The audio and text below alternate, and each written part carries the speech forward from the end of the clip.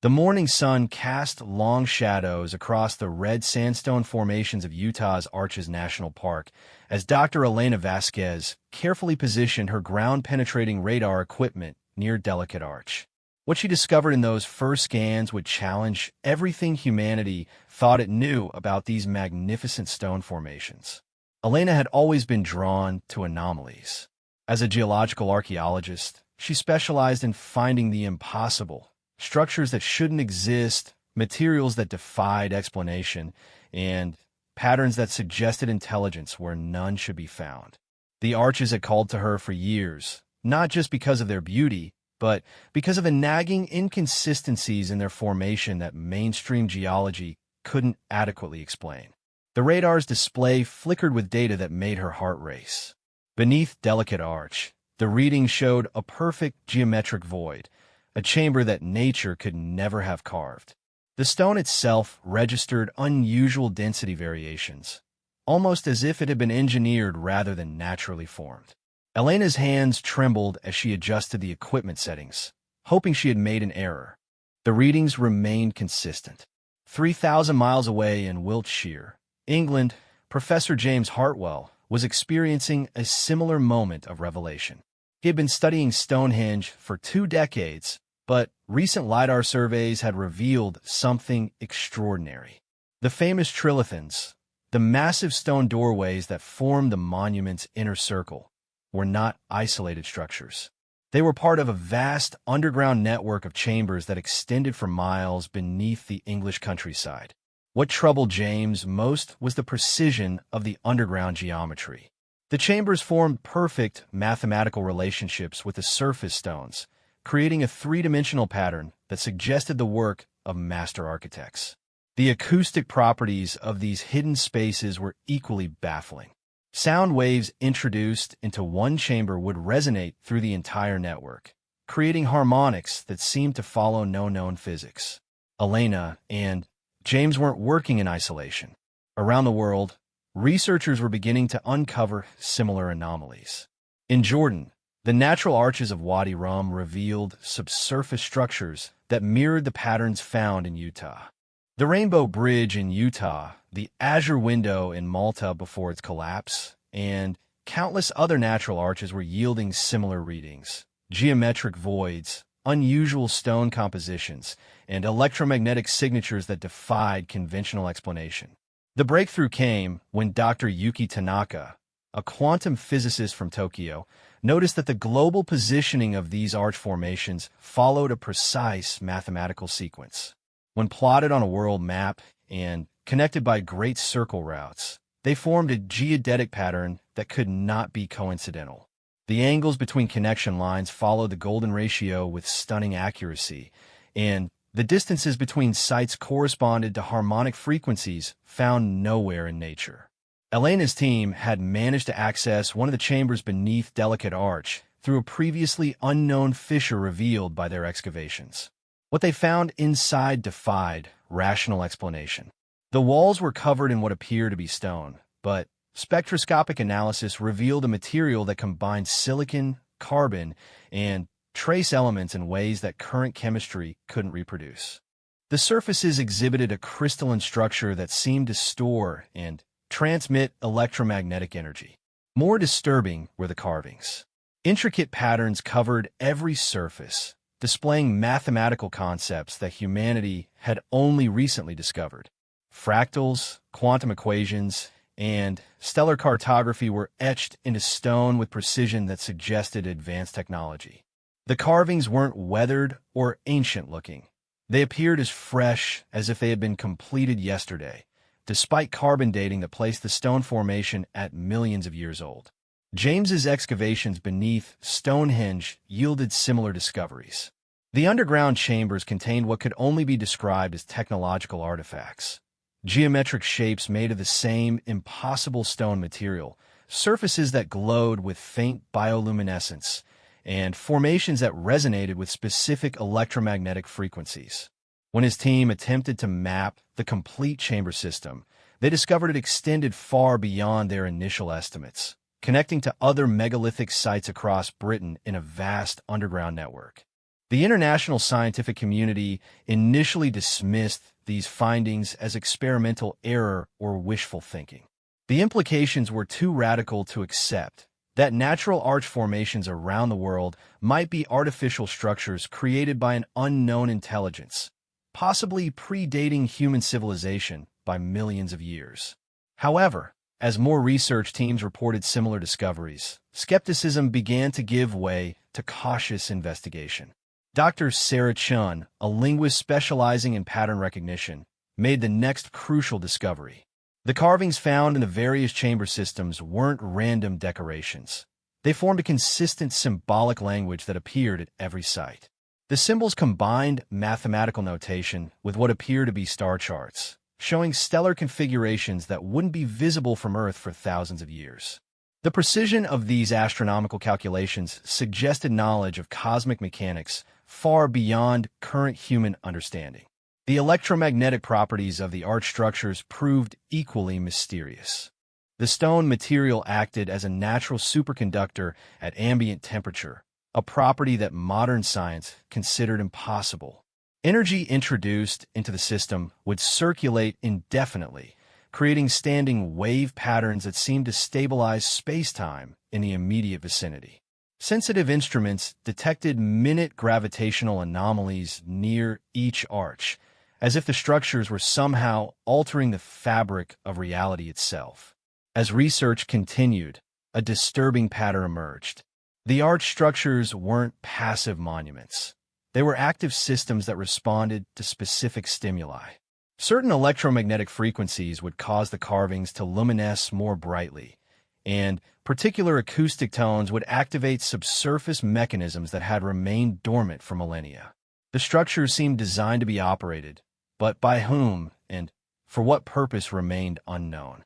Elena's team discovered that the chambers contained what appeared to be operational interfaces, geometric configurations of the strange stone material that responded to direct contact.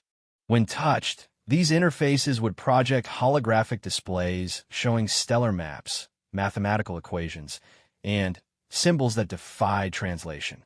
The displays seemed to be instructions or warnings, but their meaning remained tantalizingly out of reach. The breakthrough in understanding came from an unexpected source. Dr. Marcus Webb, a cognitive scientist studying pattern recognition, realized that the symbolic language shared structural elements with human neural network patterns. The creators of these structures seemed to understand consciousness itself, encoding information in ways that would resonate with intelligent minds regardless of their evolutionary origin. This suggested that the architects had intended their message to be eventually discovered and understood by any species that achieved sufficient technological advancement.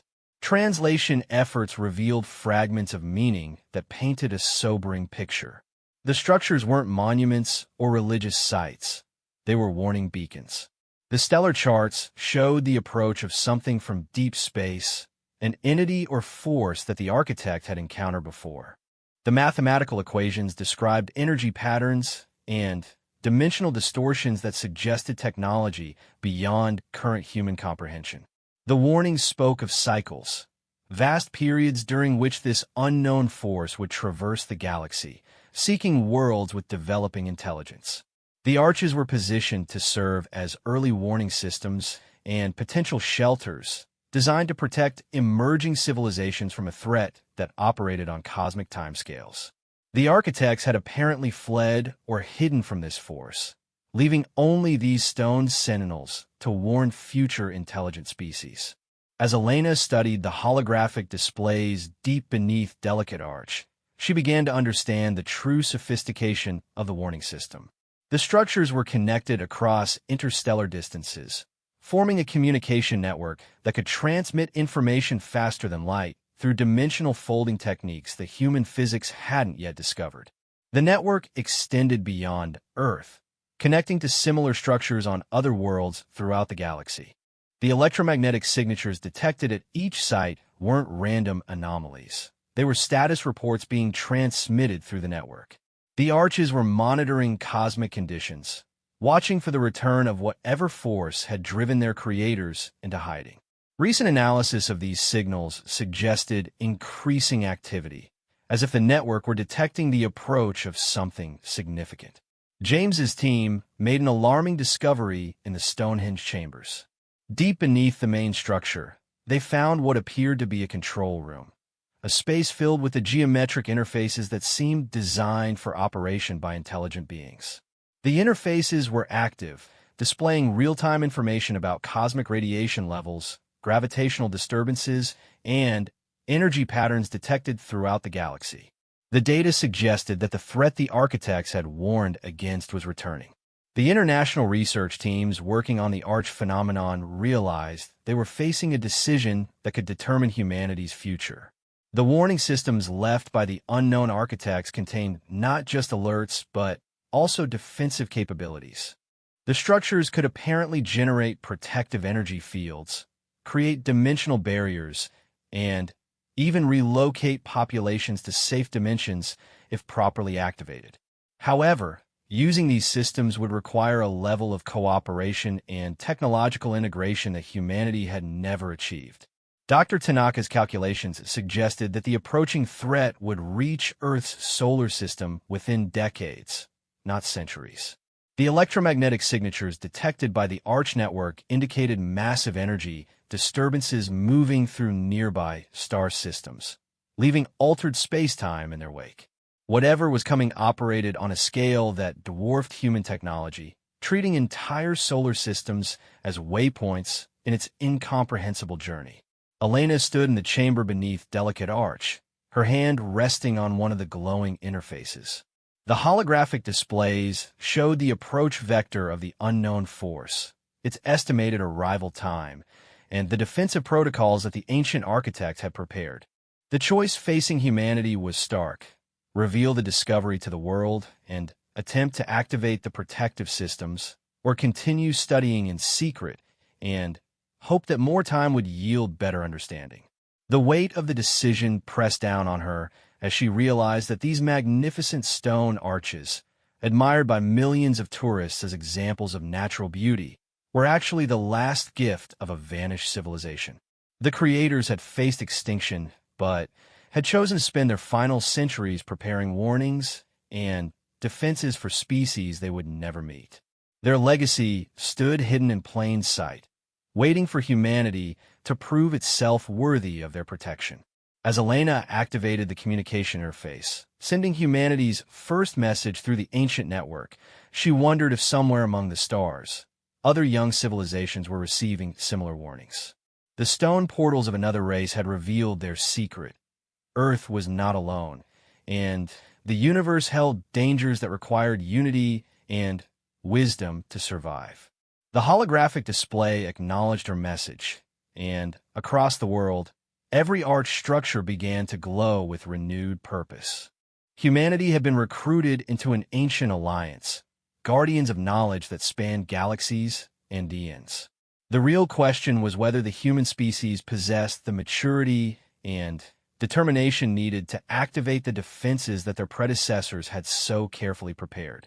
In the months that followed Elena's initial contact, research teams worldwide worked frantically to decode the complete defensive protocols hidden within the Arch network. Each structure revealed additional layers of complexity, containing technologies that challenged fundamental assumptions about physics, consciousness, and the nature of reality itself. The stone portals weren't just warning systems. They were repositories of knowledge that could advance human civilization by millennia, if humanity could prove itself capable of using such power responsibly. The approaching threat continued its inexorable journey through space, and humanity faced its greatest challenge not from within, but from the vast cosmic forces that shaped the galaxy itself. The stone arches stood ready, patient guardians waiting to see if another species could learn the lessons that their creators had paid so dearly to teach. 08:49, the first global activation test, took place on a cold December morning, coordinated simultaneously across all known Arch sites. Elena stood before the interface in the delicate Arch chamber, her hand trembling as she prepared to input the sequence that would link Earth's defensive network for the first time in millions of years. Around the world, her colleagues waited at their respective sites. James at Stonehenge, Dr. Amara Okafor at the newly discovered arch formations in the Sahara, and dozens of other researchers at sites that had revealed themselves once the network began responding to human contact. The moment Elena activated the sequence, the chamber filled with harmonic frequencies that seemed to originate from the stone itself. The walls began to pulse with rhythmic light patterns that traveled along the carved symbols, creating a visual representation of data flowing through the ancient network. On the holographic displays, a three-dimensional map of the galaxy appeared, showing thousands of connected points, each representing an arch structure on worlds scattered across the spiral arms. What they witnessed defied comprehension. The network wasn't limited to Earth or even the solar system. It extended across light years of space, connecting civilizations that had faced the same cosmic threat throughout galactic history. Some nodes on the map pulsed with active signals, indicating worlds where intelligent species had successfully activated their defensive systems. Others remained dark, worlds that had either never discovered their arches or had failed to activate them in time. Dr. Sarah Chun, monitoring the linguistic patterns emerging from the activated network, made a startling discovery. The symbolic language was evolving in real time, incorporating elements of human communication patterns and mathematical concepts. The ancient system was learning from its human operators, adapting its interface to become more accessible to human understanding. This suggested an artificial intelligence of staggering sophistication, one that had been dormant for eons, but was now awakening to assess humanity's potential. The network's analysis of human civilization appeared on the displays in symbolic form that Chun worked frantically to translate.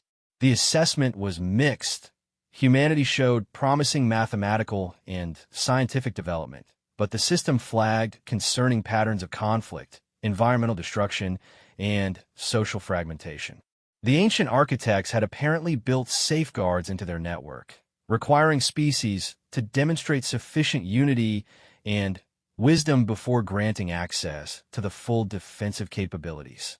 Elena realized they were being tested. The network wouldn't simply hand over its protective technologies to any species that discovered the arches. The original builders had learned hard lessons about the responsibility that came with cosmic-level power, and they had programmed their legacy system to ensure that only mature civilizations could access the most dangerous capabilities. The test manifested as a series of challenges that required unprecedented global cooperation. The network would only reveal the next level of defensive protocols if humanity could demonstrate coordinated action across all activated sites simultaneously. This meant overcoming political boundaries, cultural differences, and the natural human tendency toward territorial behavior. The arch system was essentially demanding that humanity evolve socially before it would trust the species with technologies that could reshape reality.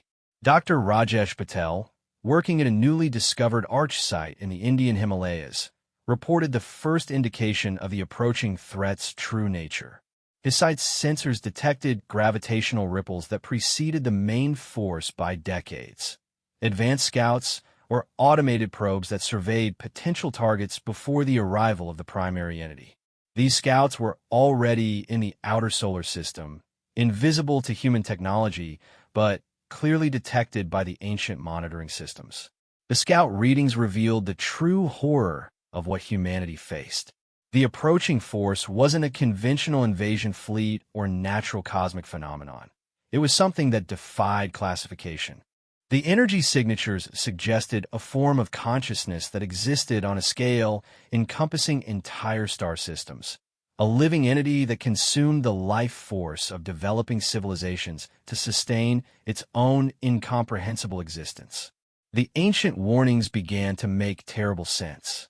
Elena's team discovered references to this entity in the deeper archives of the network, fragments of records left by civilizations that had encountered it before. They called it by many names, but the meaning was always the same: the harvester, the void walker, the end of cycles. It moved through the galaxy in vast, elliptical patterns, returning to devour worlds it had marked during previous passages. Earth had been marked during humanity's early development, tagged for collection when the species reached sufficient complexity to be worth harvesting.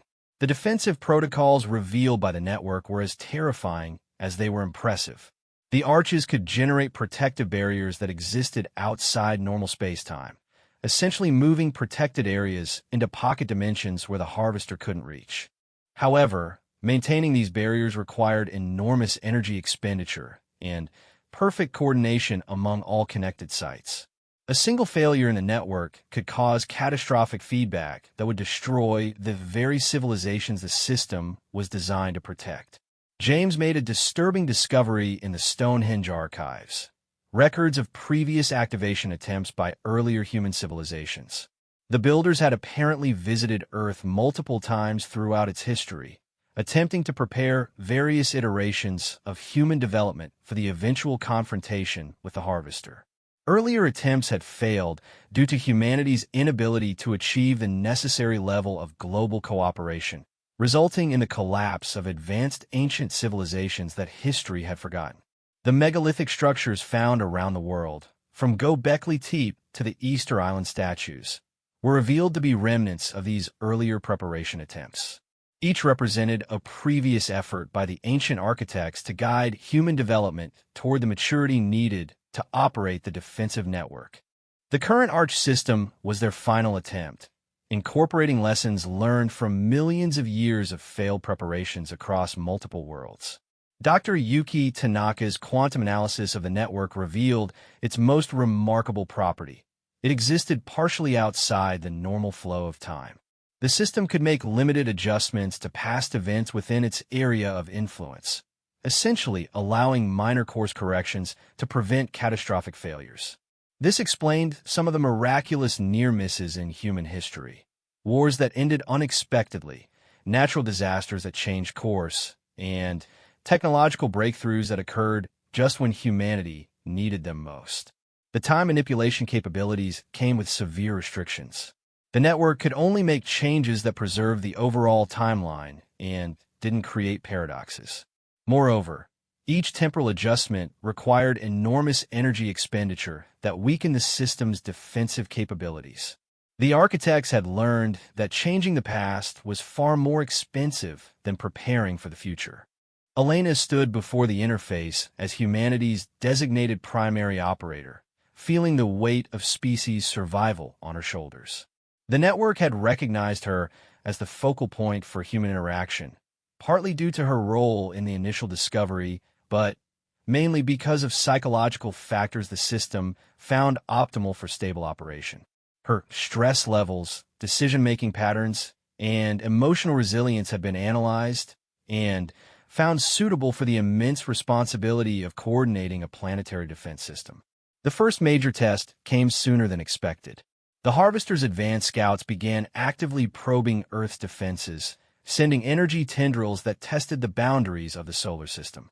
The Arch network responded automatically, generating warning pulses that were felt by sensitive individuals around the world. Reports flooded in of people experiencing shared dreams of cosmic menace, animals displaying unusual behavior, and electromagnetic disturbances that affected global communication systems. Dr. Amara Okafor's team in the Sahara detected the most alarming development. The Desert Arch site revealed massive underground chambers that had remained sealed until the network achieved full activation. These chambers contained what could only be described as a refugee complex. Vast spaces designed to house millions of individuals during extended defensive operations. The implications were clear. The architects expected the confrontation with the Harvester to be a prolonged siege rather than a brief encounter. The refugee complexes existed in multiple dimensions simultaneously, allowing them to house far more individuals than their physical space should permit. The technology involved spatial folding techniques that human science was only beginning to understand theoretically. More importantly, the complexes were stocked with resources that would sustain large populations indefinitely: food synthesis systems, atmosphere processors, and energy generation technologies that drew power from the quantum foam itself. Elena realized that the network wasn't just offering humanity a chance to survive the Harvester's arrival. It was preparing for the possibility that Earth's surface might become uninhabitable for centuries or millennia during the conflict. The defensive strategy involved more than just hiding from the cosmic threat. It required preserving human civilization in its entirety until the danger passed. The psychological challenges of preparing for such a scenario proved as difficult as the technical ones. Governments around the world struggled with the decision of whether to inform their populations about the approaching threat. Panic could destabilize civilization before the defenses were ready, but keeping the knowledge secret prevented the global cooperation that the network required for optimal function. Dr. Chen's linguistic analysis revealed that the network was attempting to communicate with other defensive systems throughout the galaxy, coordinating a multi-species response to the Harvester's approach. The cosmic entity apparently operated on such a vast scale that individual worlds couldn't hope to defeat it alone. The ancient architects had designed their network to link multiple civilizations in a coordinated defense that spanned light years of space. The responses from other worlds painted a sobering picture of galactic civilization. Many species had successfully hidden from the Harvester during previous cycles, but the cost had been enormous. Entire cultures had spent thousands of years in dimensional hiding, emerging to find their home worlds scoured clean of life, and their star systems fundamentally altered by the entity's passage. The survivors carried psychological scars that persisted for generations, creating civilizations defined by cosmic trauma. Elena's personal logs from this period revealed the immense psychological pressure of coordinating humanity's response. The network's constant presence in her mind, a side effect of serving as the primary interface, provided her with incredible knowledge, but also exposed her to the accumulated fears and memories of countless civilizations that had faced the same threat. She experienced firsthand the terror of species that had watched their worlds consumed, the desperate determination of those who had survived, and the cold mathematics of cosmic-scale survival. The breakthrough came when Dr. Patel's team discovered that the Harvester wasn't truly invulnerable. The archive records contained accounts of a few civilizations that had actually succeeded in damaging the entity, forcing it to alter its course and seek easier prey. These successful defenders had achieved something remarkable. They had transcended their individual species identity and merged their consciousness with the defensive network itself, becoming part of the ancient architect's ongoing mission to protect developing civilizations. This revelation transformed humanity's understanding of their situation. The Arch Network wasn't just a tool to be operated. It was an invitation to join a cosmic community of defenders that spanned millions of years and countless species. The price of this membership was the willingness to sacrifice individual identity for the greater good, becoming part of an immortal collective consciousness dedicated to preserving life throughout the galaxy. Elena faced the ultimate choice as the Harvester's main force approached the solar system's outer boundary. The network offered humanity two paths: temporary survival through dimensional hiding, preserving their independence but remaining vulnerable to future encounters, or permanent safety through merger with the collective, gaining cosmic perspective but losing their essential humanity. The decision would determine not just humanity's survival, but its fundamental nature as a species. Standing in the chamber beneath delicate arch, surrounded by technologies that could reshape reality itself, Elena prepared to make the choice that would echo through eternity.